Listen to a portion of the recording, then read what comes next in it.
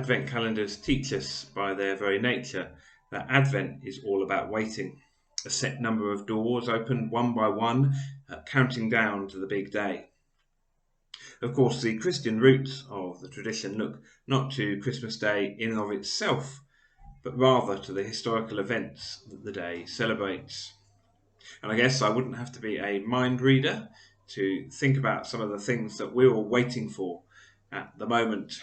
A vaccine, a return to normal, a table full of food, and wrapping paper strewn across the floor. Against a backdrop of a world crippled by a virus, our hope, our longings, the things we're waiting for, become all the more important. So I want to think about that question. What are we waiting for? We've all had to become much more accustomed these days to waiting for things as well. And to help us think about that, I want to introduce us to a man named Simeon, who'd been waiting his whole life for promises made hundreds of years before to come to fruition. He was a man who found what he was waiting for and found it was worth the wait. So as I said, this man is named Simeon, and we read about his encounter with the baby Jesus in the Bible book of Luke. And now it's recorded for us like this. Now there was a man in Jerusalem by the name of Simeon, who was righteous and devout. He was waiting for the consolation of Israel, and the Holy Spirit was on him. It had been revealed to him by the Holy Spirit that he would not die before he had seen the Lord's Messiah. Moved by the Spirit, he went into the temple courts, and when the parents brought in the child Jesus to do what the customs of the law required, Simeon took him in his arms and praised God, saying, "Sovereign Lord, as you have promised, you may now dismiss your servant in peace.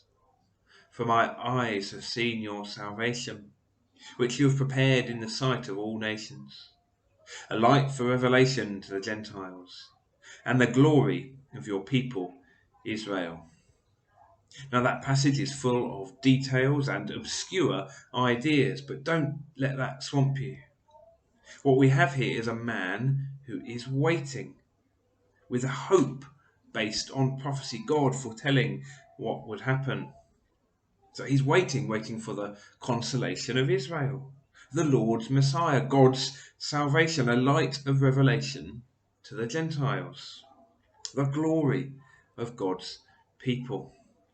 Well, what does all this mean when you put it together? Someone worth waiting for. Someone who would bring consolation. And I think after this year, surely we can say we could do with a bit of consolation. A light of revelation. In an era of fake news, couldn't we do with someone bringing truth? Glory, God's glory. Wouldn't we long to see something truly glorious, truly great, truly wonderful, instead of the kind of drudgery and greyness of lockdown life? And at God's salvation. Hasn't this year shown us, if nothing else, that actually we can very quickly be plunged into a situation that it seems that no human, no group of humans can rescue us from?